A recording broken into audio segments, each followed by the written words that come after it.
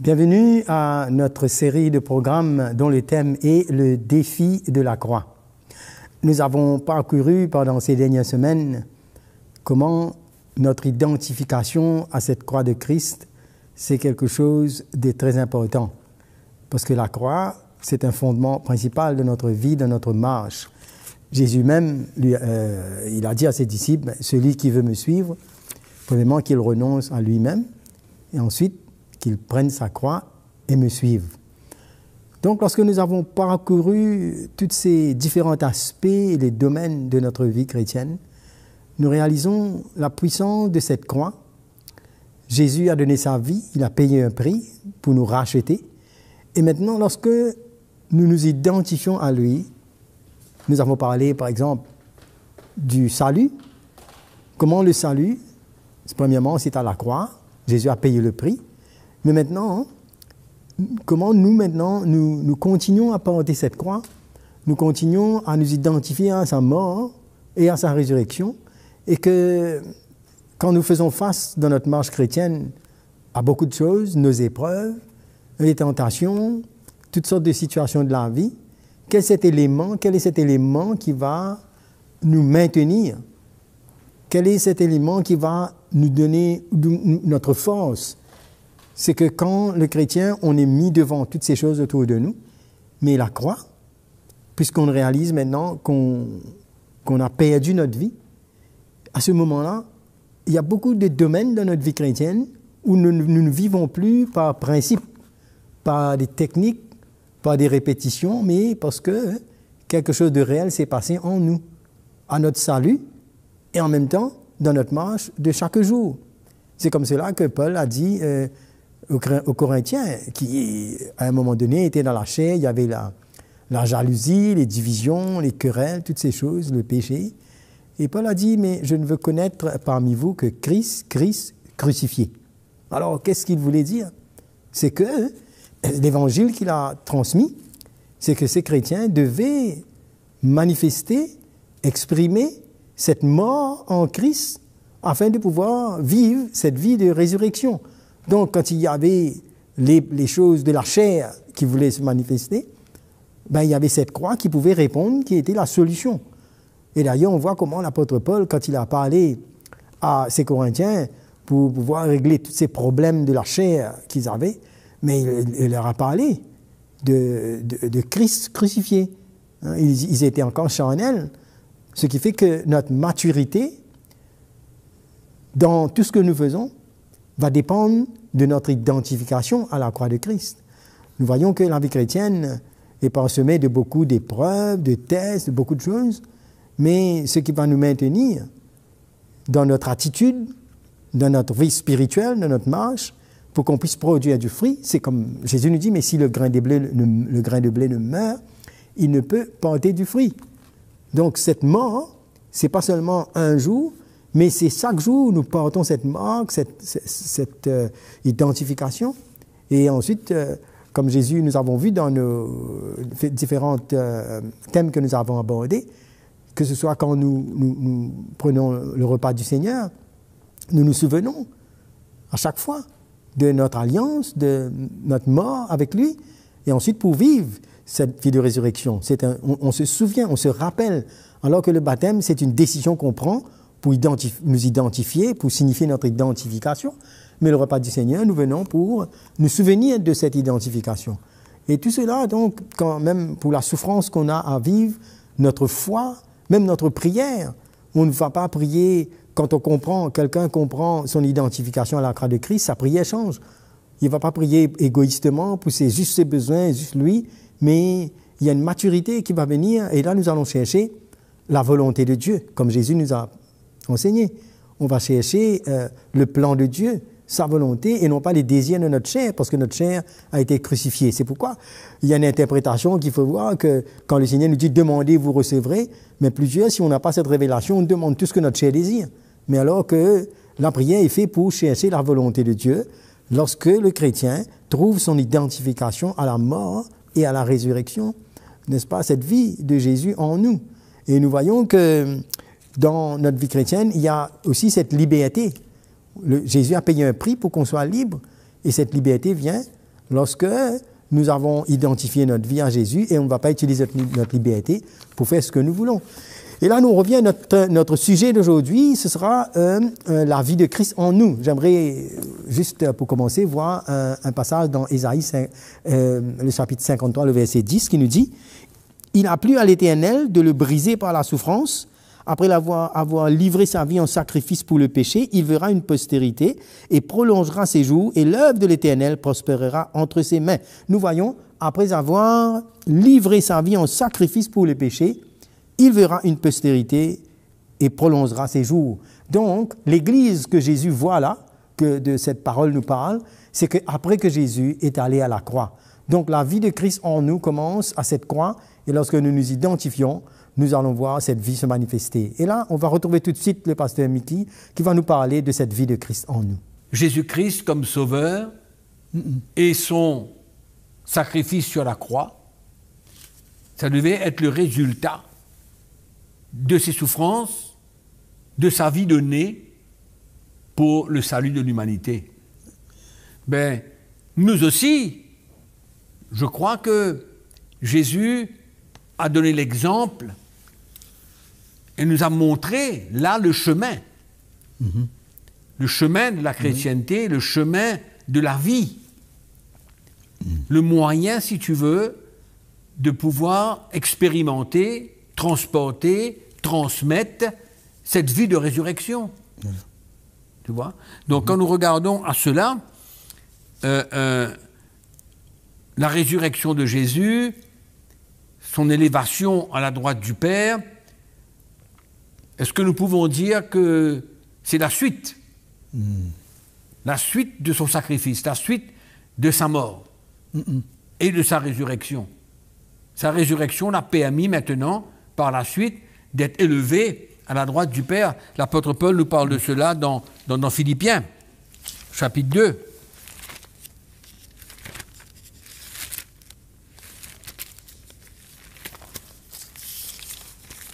Philippiens, chapitre 2, nous lisons le verset 6.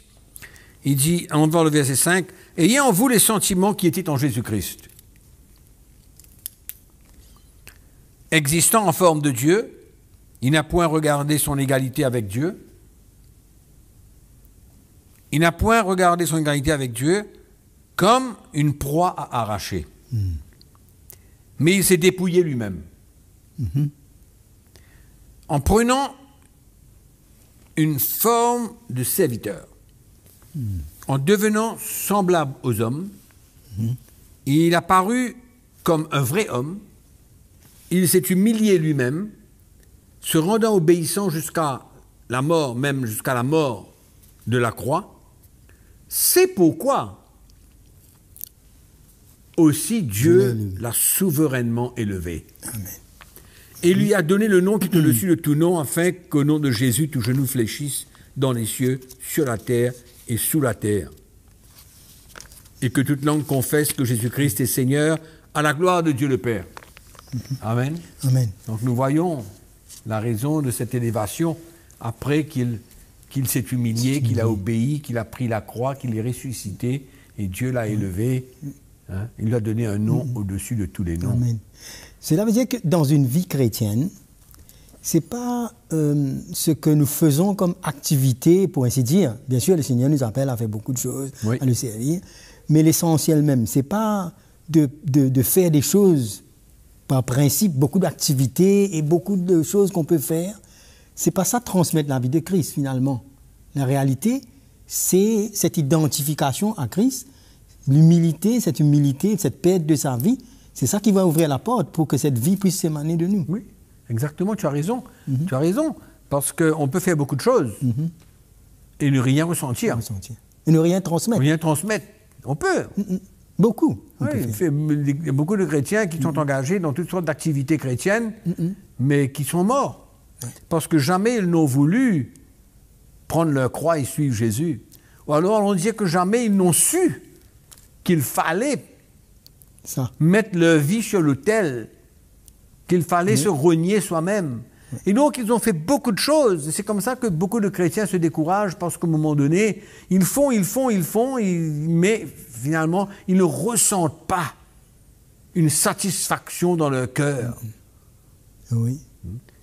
Au fait, le chrétien qui transmet la vie de Jésus-Christ, on peut même dire l'onction de Dieu, le ministère de l'Esprit, c'est ça qui nous donne cette satisfaction que nous sommes en train de travailler avec Dieu.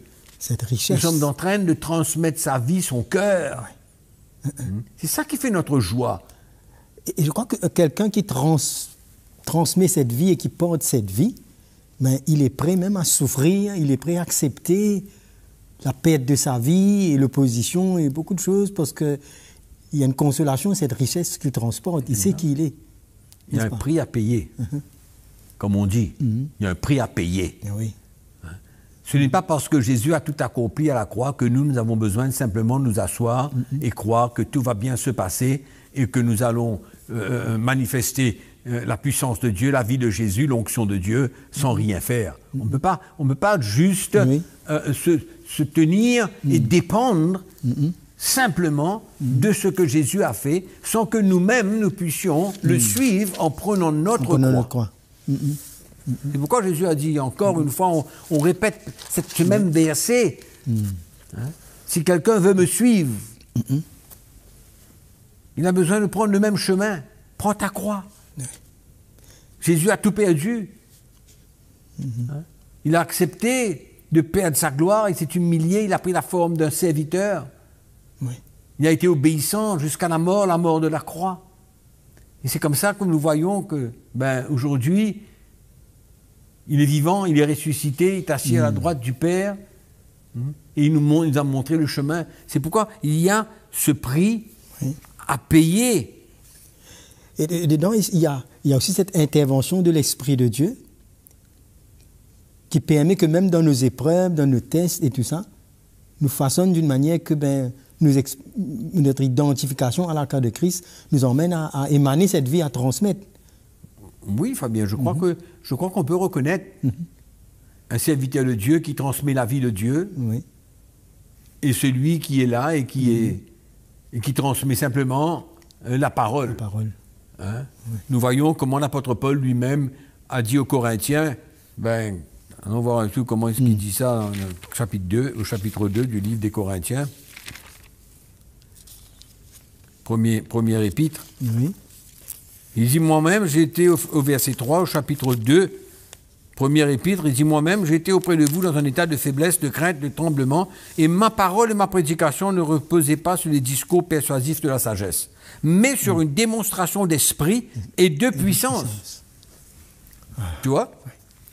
Donc, Paul manifestait la puissance de Dieu, c'était le ministère d'esprit, c'était la vie de Jésus, c'est ça que Paul dit encore. J'ai été crucifié avec lui, c'est pas moi qui vis, c'est lui qui vit en moi, c'est la vie de Jésus, tu vois, à travers nous. Donc, c'est important de comprendre cela, parce que on peut, comme tu dis, on peut faire beaucoup de choses, mais il faut cet élément de l'œuvre du Saint-Esprit dans notre vie, cette acceptation de prendre ce chemin de la croix pour permettre à Dieu de faire son œuvre, afin que nous, il y a moins de nous, mais il y a plus de lui. Plus de lui. Amen. Tu comprends? Plus de lui, c'est quoi? Plus de sa vie. Christ en nous, l'espérance de la gloire. C'était ça, le mystère extraordinaire. Que Christ puisse venir habiter en nous, vivre en nous, et que nous puissions transmettre sa vie.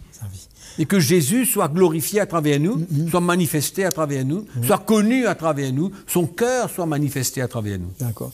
Tout ça, il y a un prix à payer. D'accord. Alors on dit que quand Jésus dit allez partout, allez faites des disciples. Je crois que ça rejoint un petit peu comment on fait les disciples. C'est pas, on ne transmet pas simplement une connaissance, mais on transmet la vie pour pouvoir faire des disciples, non? Mais Jésus a dit que quelqu'un n'est pas digne d'être mon disciple s'il n'est pas prêt à prendre sa croix. Alors comment il va faire des disciples? Tu ne veux pas faire des disciples si tu ne peux pas ta croix. Tu peux te proclamer, moi je suis un disciple de Jésus, je fais ça, je fais ça, je fais ça. Voilà mon activité, j'ai ministère d'intercession, j'ai ministère de chant, j'ai ministère de musique, j'ai ministère de cela. Mais où est la vie de Jésus? Si tu n'es pas prêt à prendre ta croix, il n'y a rien. Tu comprends? Donc, moi, dernièrement, j'ai entendu une prédication, j'ai entendu un prédicateur dernièrement sur une des chaînes de télévision chrétienne. Il a déclaré qu'il voulait faire tomber du ciel le feu pour consumer tous ceux qui s'opposaient à lui et à son Église. Ah bon? Ah bon? Consumer. Que le feu descende du ciel et consume tous ceux qui s'opposent à lui et à son Église. D'où tu as ça? Ouais. Oui. C'est quand même... Oui. C'est quand même aberrant. C'est quand même quelque chose d'extraordinaire d'entendre un prédicateur. Moi, je pense que quand cette personne, il n'a jamais compris la révélation de l'Évangile. Oui. Le cœur de Jésus. Il n'a jamais compris que c'est quelqu'un de charnel, qui n'a jamais su qu'est-ce que c'était que de mourir à ses désirs et à ses passions. On voit là la manifestation de la chair complètement. Hein? Alors, on ne voit pas un cœur brisé, on ne voit pas un cœur contrit, on ne voit pas quelqu'un qui est prêt à accepter la persécution, l'opposition de la part des autres, mais c'est quelqu'un qui réagit à la seconde. Comme quelqu'un se pose à lui, à son Église, il fait descendre du feu, du ciel, pour consumer ces gens-là. Oui. Mais alors que Jésus, la Bible nous dit, il s'est abaissé, il s'est humilié. Hein? Ah oui. Non, moi je crois que quand on voit quelqu'un réagir comme ça, il n'a aucune idée comment, allons dire, il doit renoncer à sa propre vie, il doit crucifier sa chair avec ses désirs, qu'il doit s'identifier avec Jésus, cette identification avec Jésus, dans ses souffrances, de subir l'opposition, de perdre sa vie, de s'humilier dans une situation comme ça, de laisser le Seigneur le défendre. Oui. Et tout ça, on voit bien que cet homme n'a jamais voulu laisser le Seigneur briser son orgueil. Il a manifesté son orgueil, il a manifesté son, allons dire, cet élan des désirs de sa chair. Il voit les choses tellement simplement. Quelqu'un s'oppose à moi, je fais descendre du ciel et bang, on consume, que le feu le consume complètement. Donc, c'est fou de penser comme ça. On voit réellement l'état. Et moi, je pense que les chrétiens doivent réagir un peu et apprendre à ne pas accepter n'importe quoi. N'importe quelle doctrine, n'importe quoi. Et on lit un truc dans la parole de Dieu et puis on balance ça comme ça. Mais c'est grave d'emmener le peuple de Dieu à comprendre que c'est la manière que le serviteur de Dieu doit réagir. C'est une espèce d'autorité dans la chair. Jamais. On voit que c'est un homme qui ne sort pas sur l'autel. Non. Il ne sait pas ce que c'est que d'offrir sa vie en sacrifice, que de s'humilier. Il ne sait pas. Alors que tu parles de ça, tu parles d'un cœur brisé, un cœur contrit. C'est un cœur qui est allé à la croix et que Dieu, comme dans la dernière session, on avait parlé comme l'argile dans la main du potier. N'est-ce pas? Comment on va transmettre la vie de Christ si on n'a pas de forme, si Dieu ne nous forme pas? S'il ne travaille pas notre vie, qu'est-ce qu'on va transmettre? Oui. N'est-ce pas? Mais c'est clair, Fabien. Moi, je vais donner un petit témoignage. Au début des années 2000, j'avais visité une église en Afrique. Et là, j'ai rencontré le pasteur. On dirait qu'il avait un peu mon âge. Il était fatigué. Fatigué, un peu découragé. Et cela avait emmené à prendre une décision de prendre sa retraite.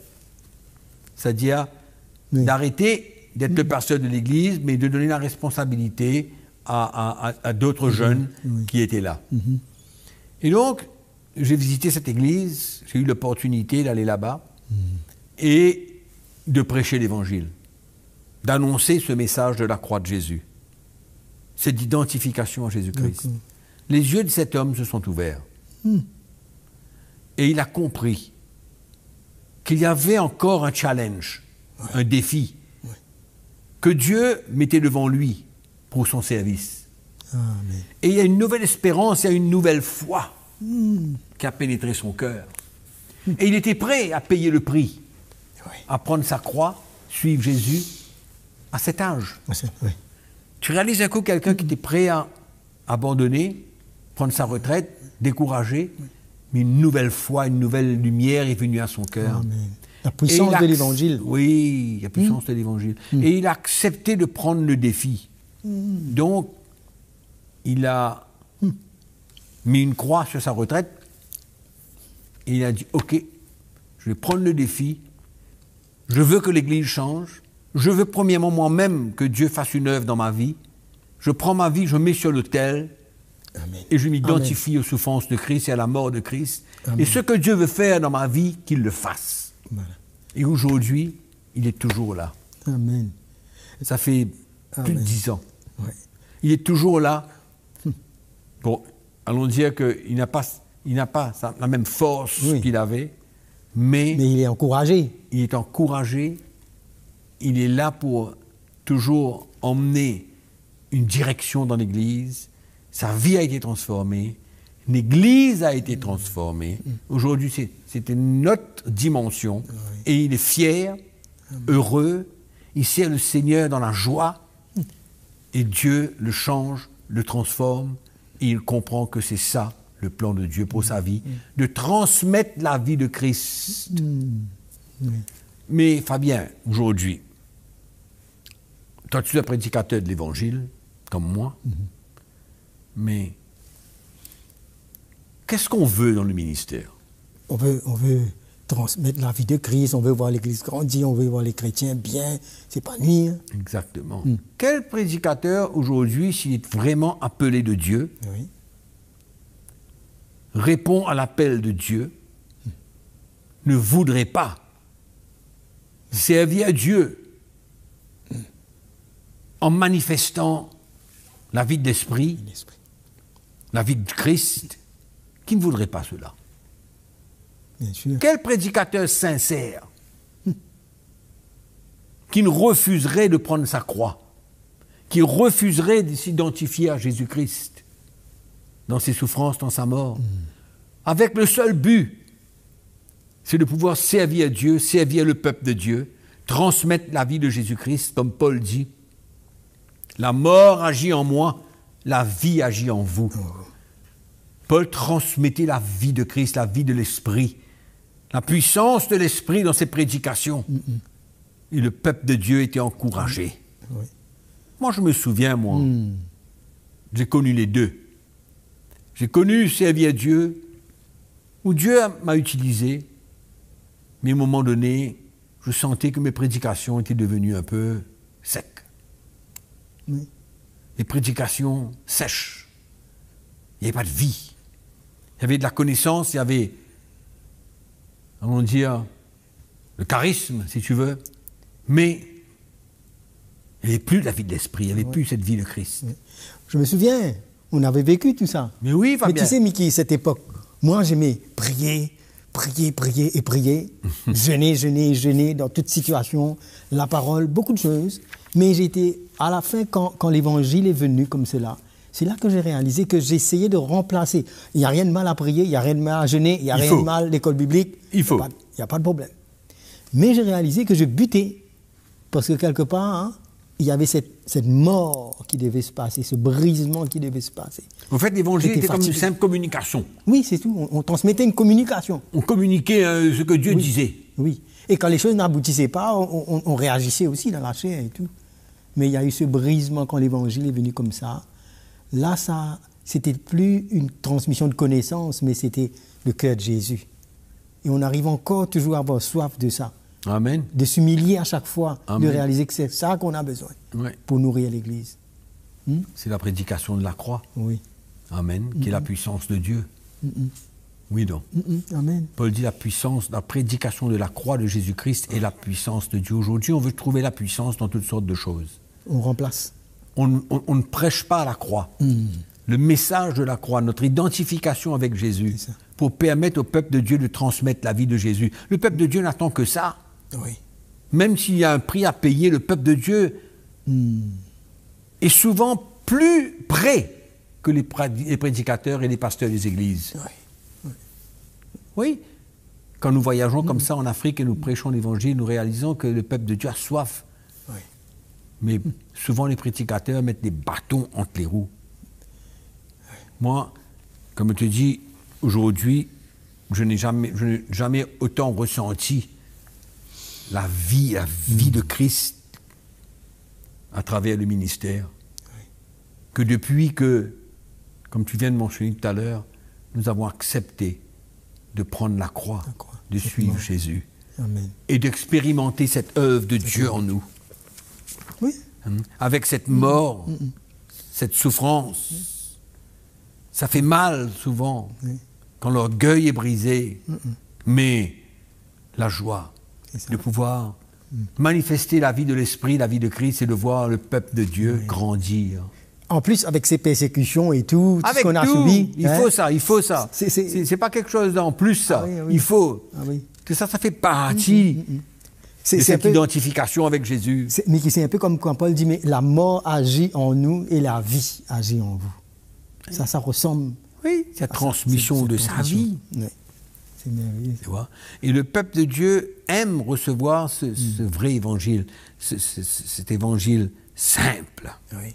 Et je crois que l'Église aujourd'hui, avec cet évangile, je crois qu'il n'est pas seulement nourri avec ce que nous transmettons dans la parole, mais avec la vie que nous portons. Amen. Il voit devant eux des hommes et des femmes brisés. Des exemples. C'est ça, non? C'est ça que quelque part Paul transmettait. Exactement. Il était un modèle. Ce n'étaient pas des gens parfaits, non. Et nous avons besoin de désirer être des modèles et des exemples pour le peuple de Dieu. De par ce que nous transportons, cette attitude de par le changement qui se passe en nous, le peuple de Dieu voit, reconnaît. C'est pourquoi tout ce que nous avons pu parler pendant toutes ces sessions, Fabien, nous revenons à la croix. Et on ne peut pas fuir ces choses-là. C'est pourquoi, aujourd'hui, l'Église a besoin de rentrer dans une nouvelle dimension. Et je prie que les pasteurs, les serviteurs de Dieu ont le courage. Ils ont le courage de permettre à Dieu, par sa grâce, de les aider à comprendre que la croix de Jésus-Christ, c'est la chose la plus importante. Que le message de Jésus-Christ et Jésus-Christ crucifié est la solution pour l'Église aujourd'hui. Amen. Pour préserver le peuple de Dieu. Alléluia. Et garder la saine doctrine au milieu de l'Église. Amen. C'est vrai, Mickey. Je crois que la croix, c'est le point central de notre vie chrétienne. Amen. Et je crois que l'Église a manqué cela.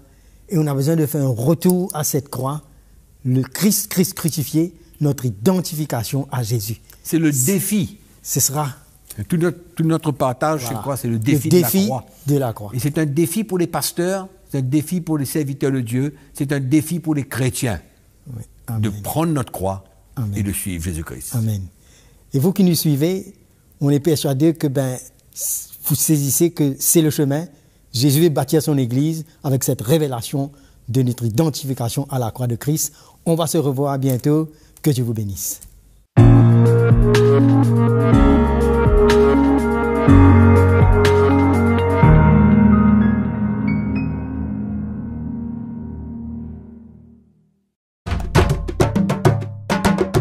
Pour plus d'informations, visitez le www.ctmi.org.